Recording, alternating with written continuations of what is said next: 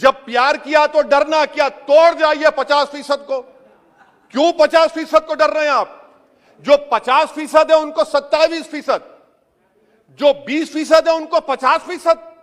तो आपकी मोहब्बत ओबीसी से नहीं है, आपकी मोहब्बत उनके वोट से है। और आपका दिल उन 20% के लिए धड़कता है जिसके लिए आपने 50% तहफ़्फ़ुज़ रिजर्वेशन दी है। यह आपकी हकीकत है। 1950 10 अगस्त को प्रेसिडेंशियल ऑर्डर हमने निकाला था, बड़ा तारीखी दिन था, जिसमें हमने शेड्यूल कास्ट को रिजर्वेशन दिया।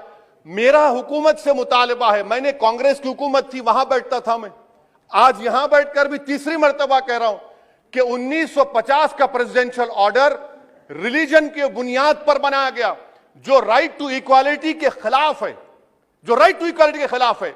एक सुनहरा मौका आपके पास आया है कि उसको रिलीजन न्यूट्रल करिए। जब शेड्यूल कास्ट में हिंदू, बौद्ध और सिख आ सकते हैं, तो दलित मुसलमान, दलित क्रिश्चियन क्यों नहीं आ सकते?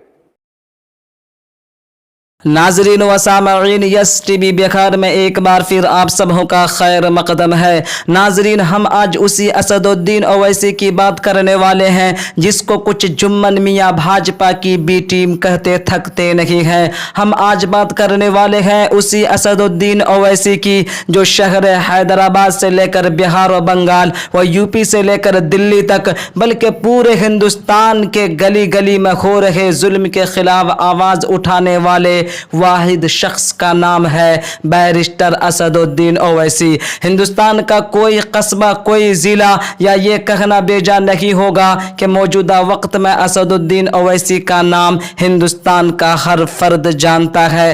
तारीख़ हिंदुस्तान में, हिंदुस्तान आज़ाद होने के बाद ये मुस्लिम नेताओं में वाहिद शख्स है जो न किसी स्टेट का सीएम है और न ही किसी मुल्क का पीएम है, मगर शोहरत इतनी है कि सीएम और पीएम भी हैरान है। बस वजह एक ही है कि जुल्म के खिलाफ हमेशा आवाज़ बुलंद करते रहते हैं और हुकूमत की आंखों में आंखें डालकर बात करते रहते हैं, बगैर किसी खौफ व ख़तर के सही को सही और गलत को गलत कहते हैं। फिर एक बार हुकूमत की आंखों में आंखें डालकर कमज़ोर तबक़ात की आवाज़ बुलंद करते हुए पार्लियामेंट में नज़र आए।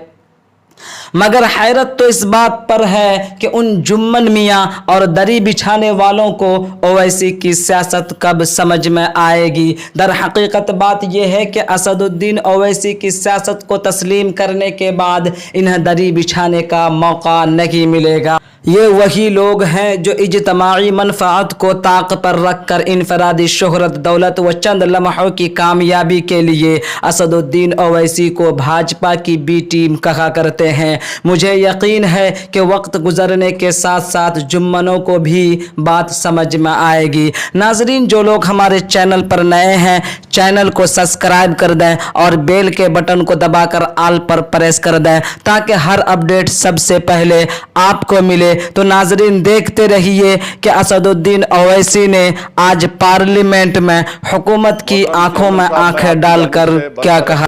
जमात को मुबारकबाद देना चाहता हूं कि आज उन्होंने जो दस्तूरी तरमीमी बिल को लाया है, आप शाबानों के उस कानून के लाने के नक्श कदम पर चल रहे हैं।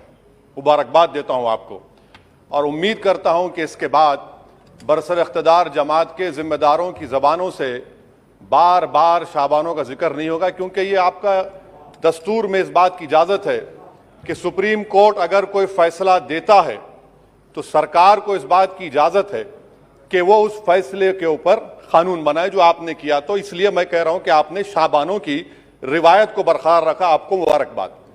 दूसरी बात यह है जनाब चेयरमैन साहब के बड़ी बातें हुई कि ओबीसीज के लिए सरकार है। मैं इसको डिस्पेल करता हूं, एक्सपोज करता हूं। ये सरकार ओबीसीज के लिए नहीं है। क्यों नहीं है? National commission of schedule caste, national commission of schedule tribe जो है 338B में उनको जो इख्तियार दिया गया है वो प्लान एंड पार्टिसिपेट करने का। आप ओबीसी में एनसीबीसी कहने के खाली एडवाइस करना, यहां पर प्लान और पार्टिसिपेट है ही नहीं। तो ये आपका एक्सपोज करता है आपकी हिपोक्रेसी को और आपकी मुनाफिकत को। दूसरी बात यह है कि रोहिणी कमीशन ने कहा कि 10% ओबीसी 50% रिजर्वेशन को हासिल कर रहे हैं और 20% जाते हैं, इनको कुछ नहीं मिल रहा है, तो सब कैटेगराइजेशन क्यों नहीं कर रहे आप? अगर आप ओबीसी के लिए हैं तो मखसूस कास्ट के लिए आप हैं, आप तमाम ओबीसी के लिए नहीं है। ये आप ही का रोहिणी कमीशन ने आया है, तो सब कैटेगराइजेशन आप करेंगे नहीं करेंगे? तीसरी बात यह है कि सर ये कैसा बात है कि अगर रियासत तेलंगाना में जो मुसलमानों की बैकवर्ड कास्ट है उनको रिजर्वेशन मिलता है मगर सेंट्रल लिस्ट में उसका जिक्र नहीं होता, तो एक ऐसा कानूनी मैकेनिज्म बनाने की जरूरत है कि अगर किसी स्टेट और रियासत में वो ये तय करती है कि ये हमारे स्टेट की ओबीसी है तो सेंट्रल लिस्ट में उसका रिफ्लेक्ट होना चाहिए। मिसाल के तौर पर बिहार में सुरजापुरी जात का जिक्र ही नहीं है सेंट्रल लिस्ट में, तो इसका हुकूमत करेगी नहीं करेगी? चौथी बात यह है कि आप क्यों डर रहे हैं? नरेंद्र मोदी की सरकार क्यों डर रही है? 50% को क्रॉस करिए ना, जब प्यार किया तो डरना क्या, तोड़ जाइए 50% को। क्यों 50% को डर रहे हैं आप? जो 50% है उनको 27%, जो 20% है उनको 50%। तो आपकी मोहब्बत ओबीसी से नहीं है, आपकी मोहब्बत उनके वोट से है और आपका दिल उन 20% के लिए धड़कता है जिसके लिए आपने 50% तहफ़्फ़ुज़ रिजर्वेशन दी है। यह आपकी हकीकत है। पांचवी बात यह है स्पीकर साहब कि हम हुकूमत से मुतालबा कर रहे हैं कि प्रोएक्टिवली नरेंद्र मोदी की सरकार 50% सीलिंग को तोड़िए, निकलिए। आप क्यों नहीं करना चाहते? करने की जरूरत है, डेटा है, एम्पिरिकल एविडेंस है बैकवर्डनेस का।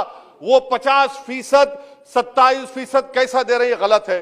छठी बात यह है कि सर ये एक सुनहरा मौका है कि आप इस तरह का कानून बनाइए, 50% लिमिट को क्रॉस करिए और ओबीसी समाज से सही मानों में इंसाफ करिए। सर एक और बात, आज ही के दिन 1950 10 अगस्त को प्रेसिडेंशियल ऑर्डर हमने निकाला था, बड़ा तारीखी दिन था जिसमें हमने शेड्यूल कास्ट को रिजर्वेशन दिया। मेरा हुकूमत से मुतालबा है, मैंने कांग्रेस की हुकूमत थी वहां बैठता था मैं, आज यहां बैठकर भी तीसरी मर्तबा कह रहा हूं कि 1950 का प्रेसिडेंशियल ऑर्डर रिलीजन की बुनियाद पर बनाया गया जो राइट टू इक्वालिटी के खिलाफ है, जो राइट टू इक्वालिटी के खिलाफ है। एक सुनहरा मौका आपके पास आया है कि उसको रिलीजन न्यूट्रल करिए। जब शेड्यूल कास्ट में हिंदू, बौद्ध और सिख आ सकते हैं तो दलित मुसलमान, दलित क्रिश्चियन क्यों नहीं आ सकते? सच्चर कमेटी गवर्नमेंट की कमेटी, उसमें जिक्र लिखा है। आप वो नहीं करना चाहते, आप नहीं करेंगे तो देख रहे उत्तर प्रदेश का अंसारी देख रहा है, उत्तर महाराष्ट्र के वो पसमानदा मुसलमान देख रहे हैं कि क्या तमाशा आप लोग करते हैं।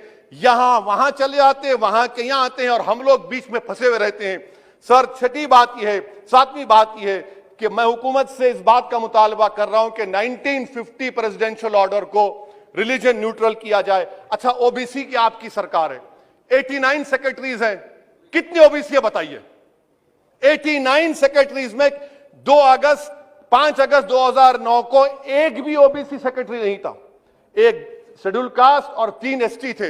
मुबारक हो आपको, आपकी मोहब्बत यह है, डेटा कह रहा है, मैं नहीं कह रहा हूं, आप मुझे झूठ साबित कर दीजिए। अच्छा, सेंट्रल यूनिवर्सिटी में सर, सेंट्रल यूनिवर्सिटी में 51.6% ओबीसी के पोस्ट वैकेंट हैं। इसीलिए मैंने कहा कि आपको उनके वोट से मोहब्बत है, उनको जमीन से आसमान पर उठाने से आपको कोई मोहब्बत नहीं है। यह हकीकत है सर। और सर ये यहां पर बैठकर मैंने हमारे कांग्रेस के लीडर की तकरीर को सुना, शिवसेना वाले कह रहे हैं, एनसीपी वाले कह रहे हैं मराठा। भाई साहब, महमूदुर रहमान कमेटी की रिपोर्ट ने कहा था महाराष्ट्र में कि मुसलमान सोशली एजुकेशनल बैकवर्ड है, जो बॉम्बे की हाईकोर्ट ने उसको अपहेल्ड किया, और आप सिर्फ मराठाओं की बात करते हैं, मुसलमानों की बात क्यों नहीं करेंगे?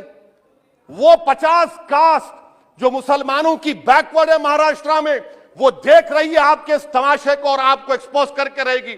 आप उनकी बात ही नहीं करते। मराठाओं को जरूर दीजिए, मगर आपके इस बड़े दिल में क्या उन गरीब मुसलमानों के लिए धड़कता हुआ दिल नहीं है कि हम सिर्फ भिखारी हैं, आपका वोट हासिल करेंगे, आपको नेता बनाएंगे, मुख्यमंत्री बनाएंगे, प्रधानमंत्री बनाएंगे, और हमको क्या मिलेगा? इफ्तार की दावत और मुंह में खजूर, रिजर्वेशन नहीं मिलेगा हमको। ये कौन सा इंसाफ है सर?